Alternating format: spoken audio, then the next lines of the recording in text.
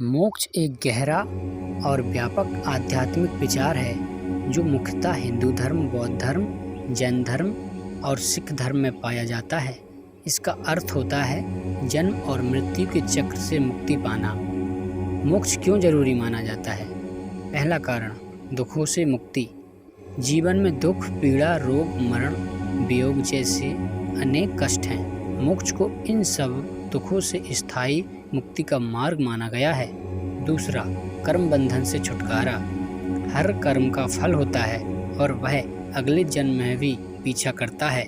मोक्ष पाने से आत्मा इस कर्म बंधन से मुक्त हो जाती है। तीसरा, अंतिम लक्ष्य।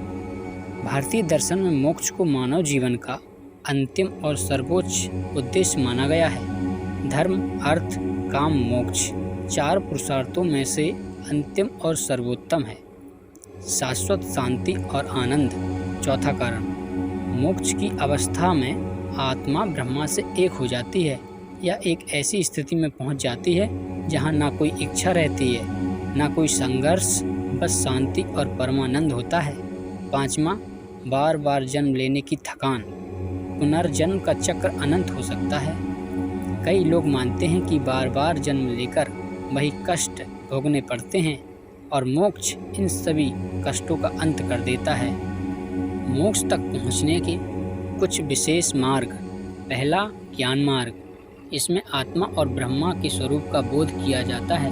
मैं कौन हूँ? इस प्रश्न का उत्तर खोजते हुए व्यक्ति यह जानता है कि वह शुद्ध चैतन्य आत्मा है, न कि शरीर या मन। उपनिषद और भगवद गीता में इस मार्ग को बहुत महत्व दिया गया है। दूसरा, भक्ति योग।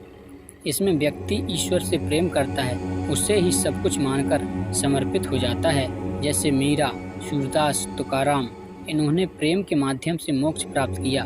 मैं तेरा हूँ, तू मेरा। इस भाव से ईश्वर में लीन हो जाना ही मोक्ष का द्वार है। तीसरा, कर्मयोग। बिना फल की चिंता किए अपने कर्म करते जाना। कर्म किए जा, फल की इच्छा मत रख। गीता में भगवान श्री कृष्ण का यही संदेश है। जब कर्म स्वार्थ और अहंकार से मुक्त हो जाते हैं तो वह मोक्ष की ओर ले जाते हैं। चौथा, राजयोग। पतंजलि के योग सूत्र में इसे प्रमुखता दी गई है। मन की चंचलता को नियंत्रित कर समाधि तक पहुंचना, जहां आत्मा अपनी शुद्ध अवस्था में टिक जाती है, यही मोक्ष की अनुभूति है। क्या मोक्ष सबको चाहिए होता है? ये एक जरूरी सवाल है। कुछ लोग भौतिक सुखों में ही संतुष्ट रहते हैं, उन्हें मोक्ष की तलाश नहीं होती। लेकिन जो व्यक्ति जीवन के गहरे अर्थ को समझने लगता है, उसे यही प्रश्न सताने लगता है कि क्या ये जीवन सिर्फ खाने पीने, कमाने और मरने के लिए है? वहीं से मोक्ष की खोज शुरू हो जाती है। मोक्ष की अवस्था कैसी होती है? जब कोई व्यक्ति मोक्ष को प्राप्त कर लेता है तो उसकी चेतना कुछ रूपों में बदल जाती है। अहम का लोप, मैं और मेरा की भावना समाप्त हो जाती है। वह जान जाता है कि ना मैं शरीर हूँ, ना मन, मैं केवल आत्मा हूँ। समत्व भाव, सुख दुख, जय पराजय, लाभ हानि, ये सभी द्वंद्व उसके लिए अर्थहीन हो जाते हैं। वह सब में ईश्वर को देखने लगता है और उसके साथ संभाव रखता है। निर्विकल्प शांति, मन शांत हो जाता है, उसमें कोई इच्छा नहीं रहती, ना किसी वस्तु की लालसा, ना किसी से द्वेष।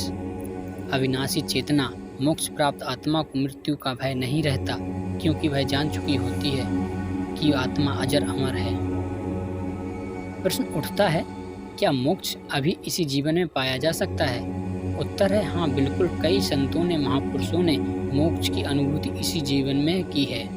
रामकृष्ण परमहंस, रमण महर्षि, कबीरदास, तुलसीदास, ज्ञानेश्वर, इन सभी संतों ने मोक्ष की अनुभूति इसी जीवन में की है।